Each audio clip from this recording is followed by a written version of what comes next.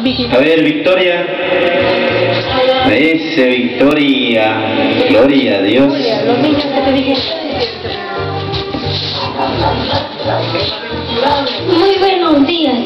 En nombre de los niños de la agrupación familiar Cristo Rey, quiero dar gracias a cada una de las personas que hacen posible que días como hoy mis amiguitos y yo podamos compartir y ser bendecidos por señorita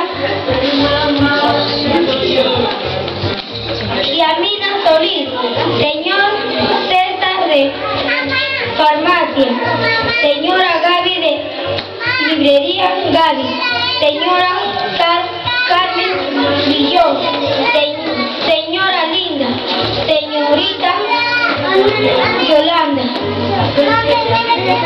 A todos ellos muchas gracias por permitirnos contar con cada uno de sus bendiciones desde el asentamiento humano Cristo Rey y de cada uno de nuestros corazones. Les mandamos muchas bendiciones y que Dios los guarde por siempre. Señor, te entregamos a cada uno de las personas que he mencionado. Complace cada uno de los deseos de su corazón. Manténlos siempre bien. Prospera sus economías y lleva sus caminos por bien. Te amamos, Señor. Amén. A ver, niños, esas palmas.